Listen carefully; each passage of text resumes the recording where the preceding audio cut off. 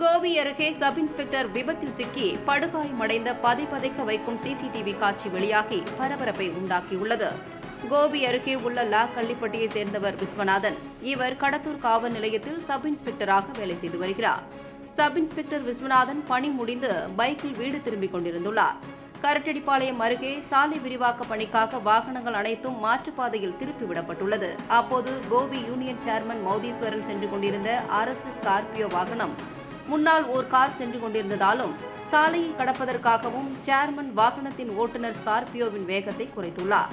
அப்போது பணி முடிந்து வீடு திரும்பிக் கொண்டிருந்த சப் இன்ஸ்பெக்டர் விஸ்வநாதனின் பைக் சேர்மனின் வாகனத்தை முந்த முயன்றபோது விபத்தில் சிக்கியது. இதில் தூக்கி வீசப்பட்ட சப் இன்ஸ்பெக்டர் விஸ்வநாதன் படுகாயமடைந்த நிலையில் சிகிச்சைக்காக கோவையில் உள்ள தனியார் மருத்துவமனைக்கு அனுப்பி வைக்கப்பட்டார். விபத்து குறித்து கோபி போலீசார் வழக்கு பதிவு செய்து சேர்மன் வாகன ஓட்டுநர் சாமுண்டீஸ்வரன் மீது வழக்கு பதிவு செய்து விசாரணை நடத்தி வருகின்றனர். இந்நிலையில் சேர்மன் வாகனத்தை முந்த முயன்றபோது ஏற்பட்ட விபத்தில் சப் இன்ஸ்பெக்டர் விஸ்வநாதன் படுகாயமடைந்த சிசிடிவி காட்சி தற்போது வெளியாகி வைரலாகி வருகிறது.